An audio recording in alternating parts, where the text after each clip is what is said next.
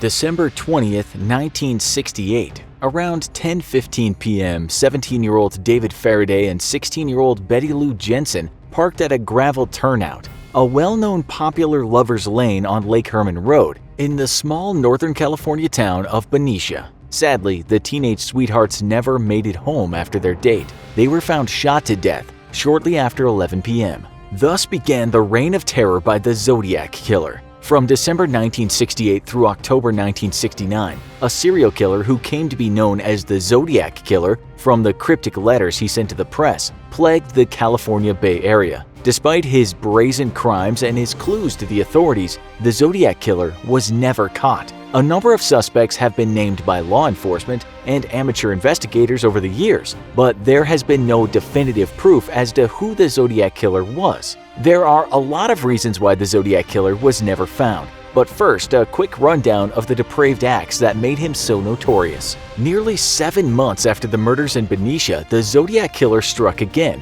On July 4, 1969, another young man and woman, Michael Mageau and Darlene Farron, were shot in Vallejo, California around midnight as they sat in a car parked at a golf course. The killer actually called the police from a payphone at about 12:40 a.m. and reported the double murder, also mentioning that he had killed the kids last year, in reference to the Benicia slayings. Mageau survived the attack but wasn't able to provide a description to the police. On July 31, 1969, the Zodiac Killer sent letters to 3 local newspapers, the San Francisco Chronicle, the San Francisco Examiner, and the Vallejo Times-Herald. Each of these letters contained a confession of the 2 murders and 1/3 of a cipher. When assembled and cracked, the cipher discussed how much the Zodiac Killer liked killing. On September 27, 1969, came the 3rd attack. One evening, 2 college students, Brian Hartnell and Cecilia Shepard, were relaxing by the shore of Lake Berryessa, about 25 miles from Napa, California, when they were approached by a man wearing a homemade executioner's mask.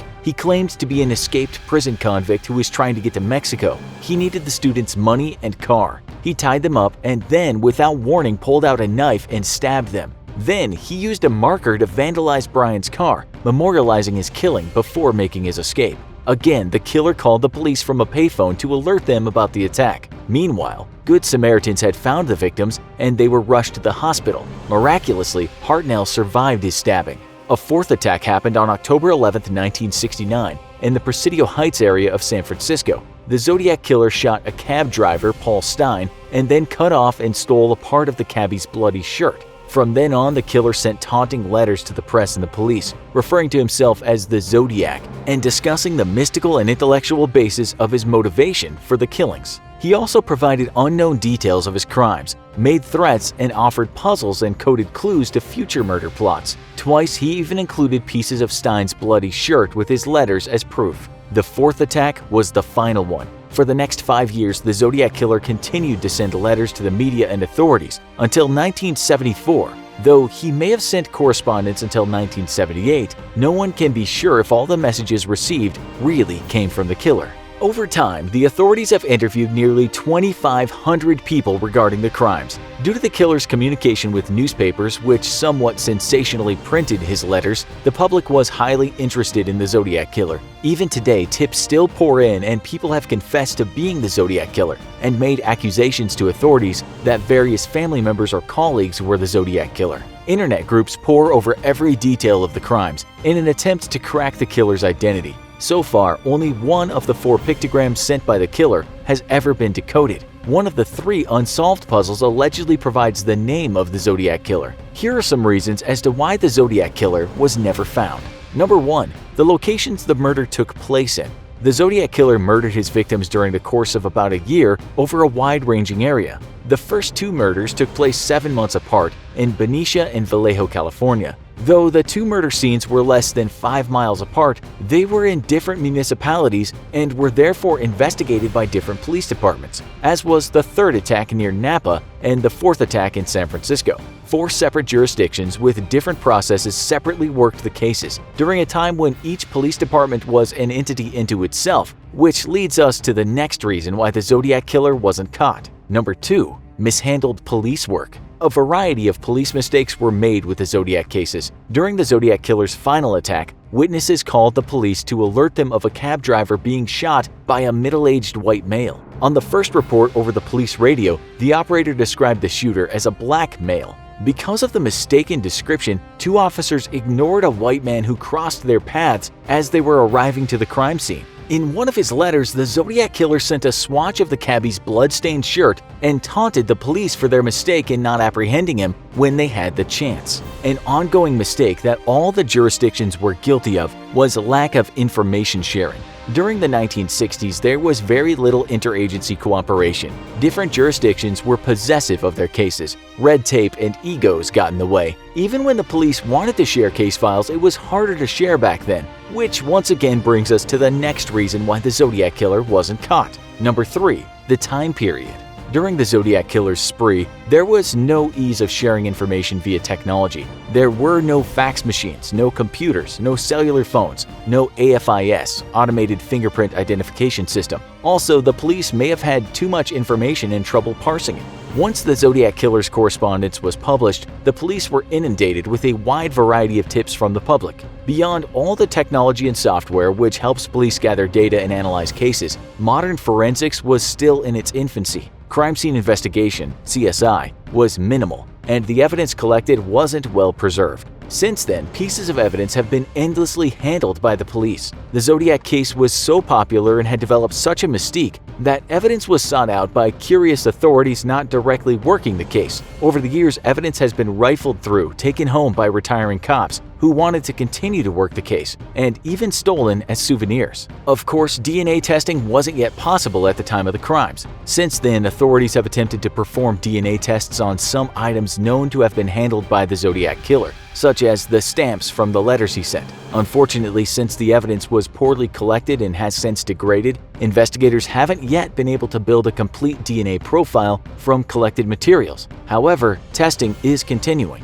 Also hampering the investigations was the fact that serial killers were poorly understood during the late 1960s. The FBI was just beginning to study the behavior of serial killers and to profile them. Most police departments simply were not experienced with these types of crimes and had no set processes for working serial murders with unconnected victims that seemingly had little or no motive. Number 4. It's been hard to identify the Zodiac Killer because he had a fairly low victim count. In one of his letters to the media, the Zodiac Killer claimed to have murdered 37 victims. Officials can only confirm 7 victims, 4 men and 3 women, with 2 of the men surviving their attempted murders. In dispute are another 4 murders that were possibly committed by the Zodiac Killer and 1 more survivor. The low body count made it hard for police to establish patterns when it came to the killer. By comparison, other well-known serial killers such as Ted Bundy or the Green River Killer murdered upwards of 30 people. During the reign of the Zodiac Killer, the Manson family began their own spree, killing 8 people.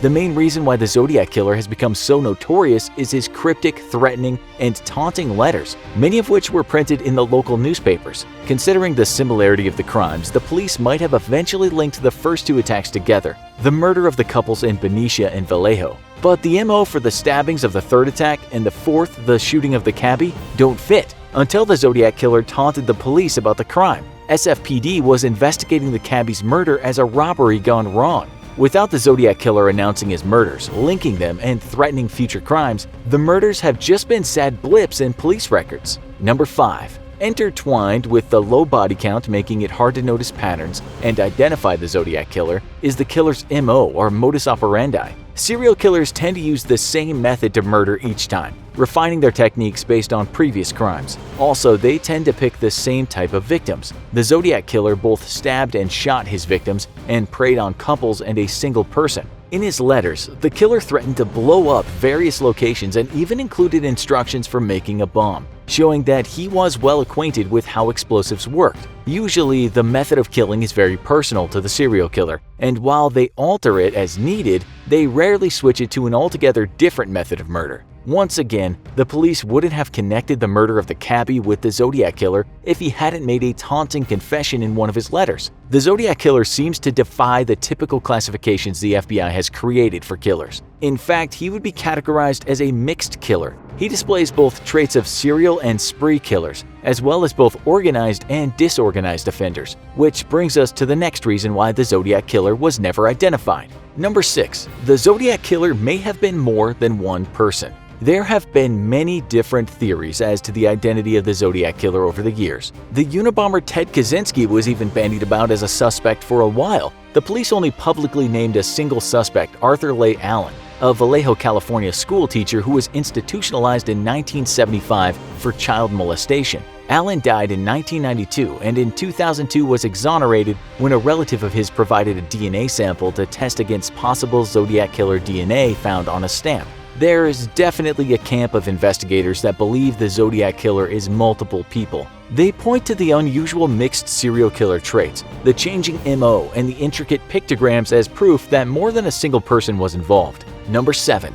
The Zodiac Killer has managed to evade capture because he was simply lucky. The Zodiac Killer committed his murders publicly, and yet hardly anyone saw anything. When he shot the cabbie, he actually briefly lingered at the scene and was seen by some local teens. In the poor light of a dim fall evening, they weren't able to get a good look at him. Likewise, it was from pure luck that the police operator misidentified his description. Also, while walking away from the scene of that shooting, the Zodiac Killer just happened to turn in a direction away from the officers arriving at the scene. If he had gone the other way, he would have met them head-on. During the stabbing at Lake Berryessa, the killer had a prolonged interaction with his victims. First, he tied them up, then stabbed them, and then finally rode on their car. The length of time spent at the crime scene increased the possibility of a third party showing up, but no one did. It's not known whether the Zodiac Killer purposely spread his crimes across multiple jurisdictions, but even he couldn't have foreseen how different agencies would have failed to close ranks and communicate poorly. Number 8. The final reason why the Zodiac Killer was never caught